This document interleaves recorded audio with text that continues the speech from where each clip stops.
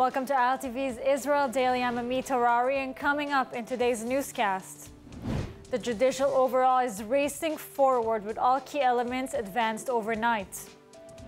Meantime, the Shin Bet still investigating the mysterious bomb blast yesterday at the north of Israel. And later, the Israeli high-tech world is facing many challenges. Is there any real reason to worry?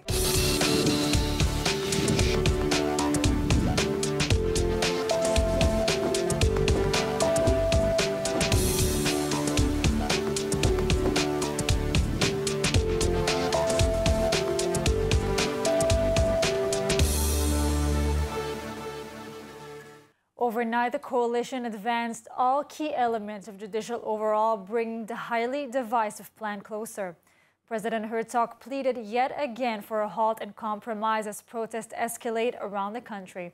ILTV Steve Leibovitz reports. The override clause cleared its first plenum vote by a margin of 61 to 52 along party lines. It will need 2 more readings to become law.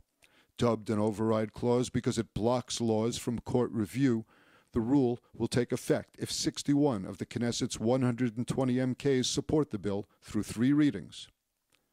Now, most of the coalition's core judicial reforms are within striking distance from being finalized into law.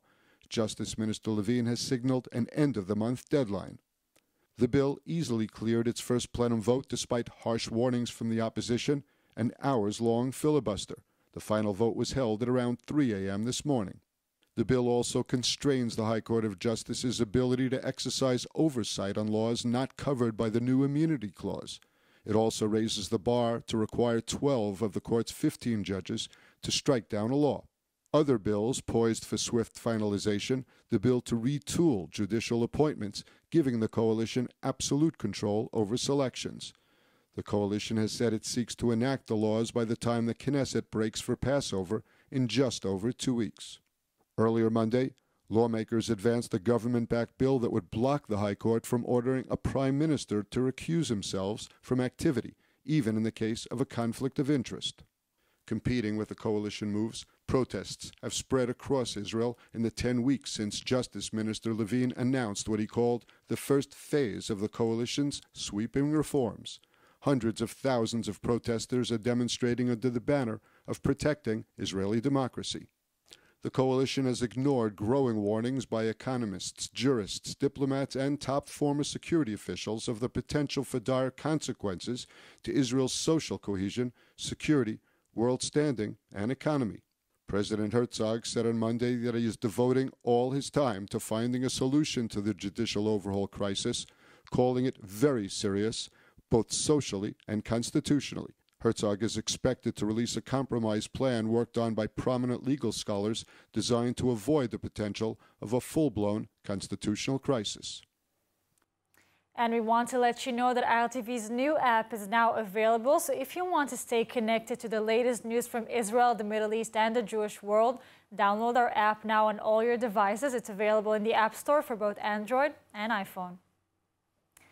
Now, the Israeli government having many arrows pointed at it in recent weeks, with one of them says Prime Minister Benjamin Netanyahu being the Israeli media outlets, which he's saying are being biased and are engaging in an unprecedented attack on the government.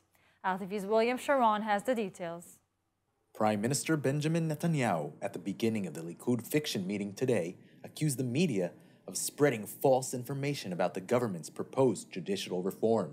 While the media stroked the former Lapid-Bennett government with gloves of silk, the left-wing media now has everything backwards. In the left-wing media, refugings become heroes, roadblockers who make the lives of thousands of Israelis miserable, and ambulance blockers become freedom fighters. In the left-wing media, a reform that strengthens democracy becomes the end of democracy, Netanyahu began his speech. Netanyahu also used his remarks claiming that while media outlets outside of Israel in recent days were reporting on the collapse of the SVB banks as the main headline, Israeli media was focusing on the judicial reform and government affairs and barely addressing the collapse. In response, the Israeli Press Council said that it objects and warns of the consequences of Prime Minister Benjamin Netanyahu's harsh and targeted attack on Israeli media. It is the right and duty of the media in Israel to present the facts as they are and to express a variety of options including those who see the proposed judicial reform as a change in the balance of regimes in Israel. And now the Israeli parliament is racing forward as it's passing the first reading of the controversial bill early Tuesday, pushing forward with a measure that would allow lawmakers to protect laws from judicial review. And joining us now is Executive Director at Honest Reporting and former Jerusalem Post political analyst Gil Hoffman. Gil, it was a very busy night at the Knesset yesterday. Please break it down for us. What bills passed? What's still to be expected? Well, overnight at the Knesset, they passed a bill that basically abolishes judicial review. I mean, that really makes it much harder for the Supreme Court to be able to oversee decisions by the Knesset and cancel bills for being unconstitutional for a country that doesn't have a constitution. And this is, of course, just the first reading. None of these bills have been passed into law. And also there was a bill that would cancel the withdrawal from Gaza, but not the Gaza part, more the part in the northern West Bank.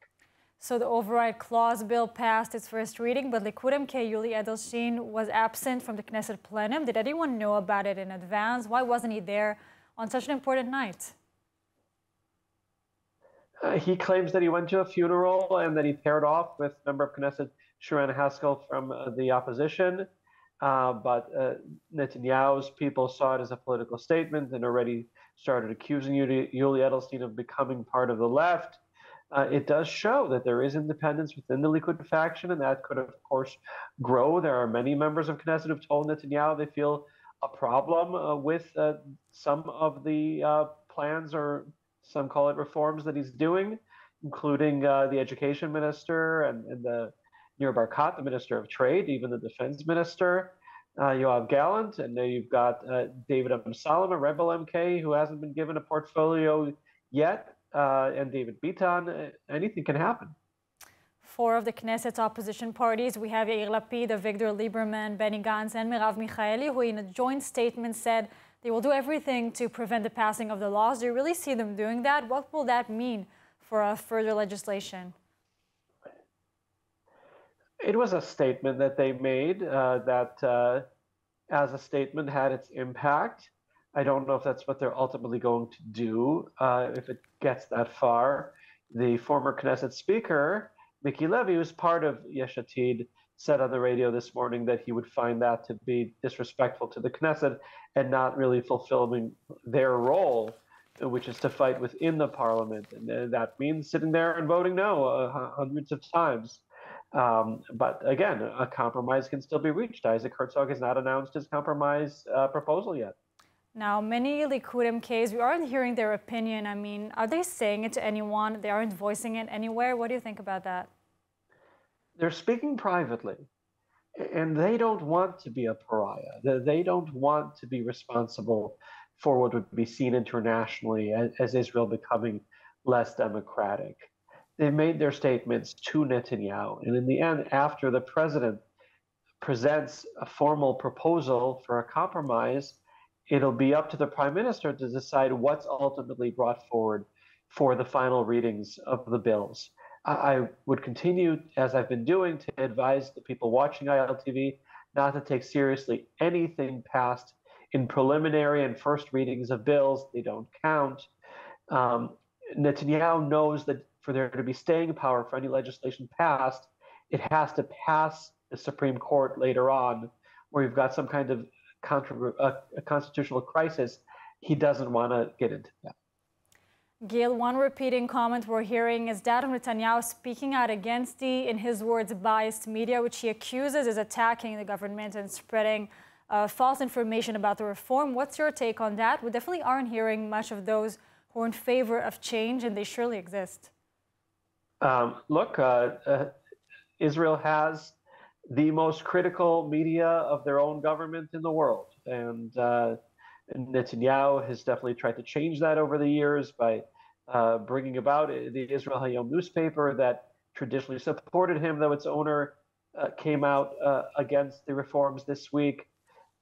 He can't really blame the media when there is such a consensus growing against what he's doing. And we know at Tishbi, the one of the top spokespeople for Israel as a celebrity, was very critical this week of the plans that Netanyahu has. So people are expressing how they feel, and media or not media, that's not his real problem. He needs to reach a consensus among the people of Israel and pass bills that will hold.